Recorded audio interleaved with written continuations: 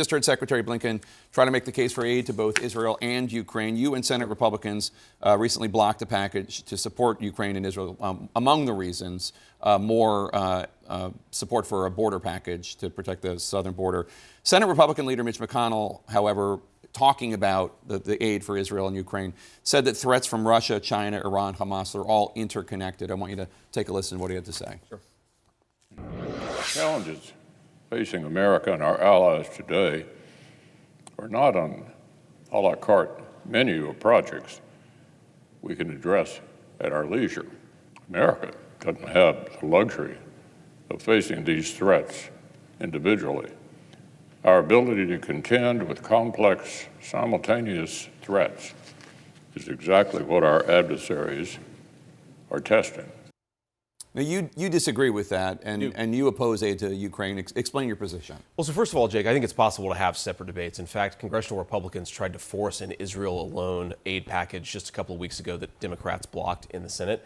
So we can have separate debates. I think that we need to have separate debates. But on the Ukraine question in particular, everybody knows, everybody with a brain in their head, Jake, knows that this was always going to end in negotiation. The idea that Ukraine was going to throw Russia back to the 1991 borders was preposterous. Nobody actually believed it. So what we're saying to the president and really to the entire world is you need to articulate what the ambition is. What is $61 billion going to accomplish that $100 billion hasn't? We have to remember, Jake, Ukraine is functionally destroyed as a country. The average age of a soldier in the Ukrainian army right now is 43. That's tragic. That's older than me. I'm 39. If this thing goes on a little bit longer, the average age of a Ukrainian soldier is going to be older than you, and then a year later it could be Wolf Blitzer. That is a tragedy. What does it look like? I don't like this age graph thing. I'm sorry, Jake. I'm 54 for those wondering. We are getting to a place where we are going to be functionally on the hook to pay for Ukrainian pensioners, to rebuild the entire country. Right. We need to bring the killing to a stop, and that's what American leadership should be doing, not writing more blank checks to the war. So what do you make of the argument, though, that if the U.S. and NATO and the EU cede part of Ukraine to Putin, or even all of Ukraine to Putin, that really all we're doing is putting out the welcome mat for him to then invade a country that is in the NATO alliance, such as Poland? So there's two reasons I don't buy this. First of all, Putin has showed he's much weaker than a lot of people feared. The Ukrainians have fought bravely. They've also stalled Putin at a very small amount of territorial gain relative to the entire country. The idea that he can march to Poland or Berlin is preposterous. And the other thing that this really misses here is we have to remember our NATO allies, with the exception of a few Eastern Europeans, are not carrying their fair share of the burden. Most of them don't even spend 2% of their GDP on defense. If Putin is a threat to Berlin, that means the Germans should be changing something about their defense policy. It doesn't mean we can write indefinite checks to Ukraine. Right, but Russia has been proven to be something of a paper tiger because the U.S. has been helping Ukraine, right? I mean, that's the reason. Well, it's also because, of course, the Ukrainians have fought very bravely. I think it's also because, look, you cannot occupy an entire territory the size of Ukraine with the amount of troops that Russia has. The idea that you can go even further and control multiple European nations is, I think, a scare tactic to get people distracted from the fact that our Ukraine policy just doesn't make a ton of sense. I listened to Secretary Blinken. What are we trying to do, Jake? What is the end goal here? How long does this go? Until the president can articulate the answer to those questions, I don't know why we would write another blank check. Well, I guess the argument might be, and I'm certainly not Secretary Blinken, but the argument might be that Russia invaded a sovereign nation that is an ally, and what Russia, and this is a pretty stark morality tale, that what Russia is doing is evil, and Putin's goals are, as he has stated them time and time again, to rebuild the former USSR. It is a stark morality tale, Jake, but we can't make strategic decisions based on stark morality tales. We have to figure out what is in America's best interest. We have a food crisis that's getting worse because of the prolonged war in Eastern Europe. We have an energy crisis that's threatening to swamp multiple allied governments in Western Europe. What's in America's best interest is to accept Ukraine is going to have to cede some territory to the Russians, and we need to bring this war to a close. When I think about the great human tragedy here, hundreds of thousands of Eastern Europeans, innocent, have been killed in this conflict. The thing that's in our interest and in theirs is to stop the killing. Let's turn to some domestic issues, especially in your doorstep. Ohio's new constitutional amendment protecting abortion rights went into effect Thursday. You said after it passed, quote, "We have to recognize how much voters mistrust us on this issue," us meaning Republicans. Sure. This week, the Texas Supreme Court is blocking a woman in Texas from obtaining abortion, even though her fetus has a rare genetic condition that is almost always fatal, and her doctors want her to be able to get this so that she's able to have babies in the future and for her health.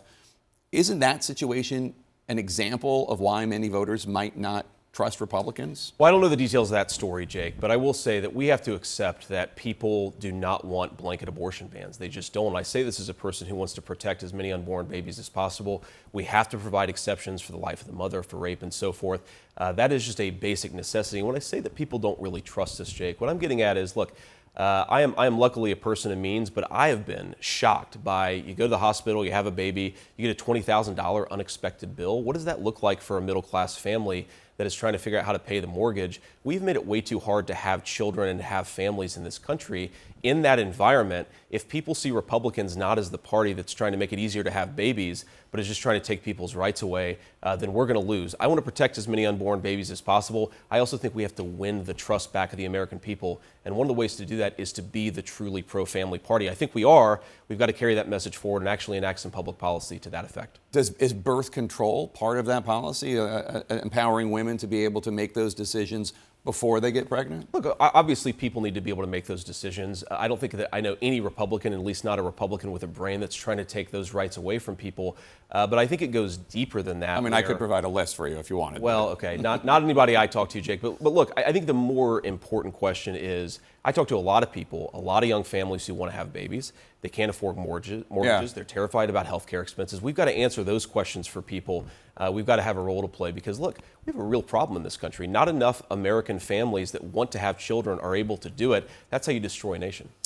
Let's turn to Trump, because there are a lot of conservatives who have deep concerns about President Trump, a second term, and democracy if he is reelected. Take a listen to what former Congresswoman Liz Cheney told me this week.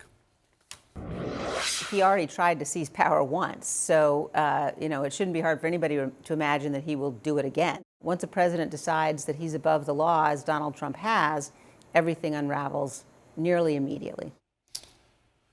Do you really have no concerns that Donald Trump might try to abuse his power if reelected? No, Jake, I don't. Look, the guy was president for 4 years. We had peace, we had prosperity, we had wages rising faster than inflation. Joe Biden has been president for 3 years. Now the average Ohio family pays $10,000 more to afford the same standard of living. The idea that Trump is going to be radically different than what he was 4 years ago is just preposterous. He was an effective, successful president. I think he will be an effective, successful president again. That's why I've endorsed him. And I think this desire to make the election all about the past is indicative of the fact the Democrats don't have much to run on. I think Republicans do. Well, with respect, the one talking about the past more than anyone is Donald Trump, and he's out there talking about how the 2020 election was stolen from him. He's using all sorts of bogus evidence, lies, assertions that were disputed and overruled by court after court, judge after judge, election board after election board, judges and election boards that were Republicans and judges that were appointed by him. I mean, he's really the one focused on 2020. So, look, you just showed me a clip of Liz Cheney, and I think that's a person who is clearly obsessed with 2020 and talks almost nothing other than January 6th of 2021. I think if you look at what the president is out there campaigning on, he's campaigning on redelivering peace and prosperity for the American people. Now, if you want to talk about the 2020 election, we can have that conversation, but I want to talk about, and I think President Trump wants to talk about the future. That's what this election is going to be decided on. That's what I'm focused on. Well, I think the concern is that he wouldn't stock his administration with the J.D. Vances of the world. He would stock them with individuals who would not be able to tell him no. One voice that I've heard people can express concern about is a guy named Kash Patel. He was on the NSC. He served briefly as the chief of staff for the Pentagon. Here's what he had to say on Steve Bannon's podcast earlier this week. We will go out and find the conspirators, not just in government, but in the media. Yes, we're going to come after the people in the media who lied about American citizens, who helped Joe Biden rig presidential elections. We're going to come after you. So look, I know Kash very well. Let me talk about what I think he was talking about, though I didn't see the full context of the clip, Jake. We know. Sound like a University of Pennsylvania president. We know. We know in 2020 that there were massive pieces of evidence that were suppressed by collusion between the national security state in this country and various. You're talking about the Hunter Biden laptop. The Hunter Biden laptop story. The It was out- reason, it was the, out the, there. the, the reason that no, it was suppressed on social media. Like a millions, day or, for like a day or millions- two on Twitter. Jake, millions of Americans, there have been studies on this, didn't see that story, that would have seen it if there hadn't been that collusion between these technology companies and members of the media who had security clearances. These people were using the trust acquired over a lifetime of public service and lying So to the you American agree people with Kash Patel? in an order. I agree that we need to look seriously at how there was collusion between members of the press and big technology companies and members of national security state. Jake, that's not journalism. It is not journalism to take your security clearance, lie to the American people, and then persuade the big technology companies to censor anti-Joe Biden stories. That's not journalism. That is cooperation between the government and journalism. It's the opposite. Well, Donald Trump was president at the time that any censorship was going on, so nobody in government, I mean, any Biden people were not, that were asking that were not in the government at the time. But I will just say, as somebody that tried to see the laptop, Rudy Giuliani wouldn't let us see the laptop. He wouldn't let us. So we weren't able to report on it because he wanted us just to go by his word. Jake, I'm much less concerned about what you were reporting on and much more concerned about the fact that millions of Americans get their news through social media, and we know the FBI was working with the social media companies to censor a troubling story. Jake, when we talk about threats to democracy, that's crazy. The FBI encouraging private companies to censor journalists, that should really piss a lot of people off, you included.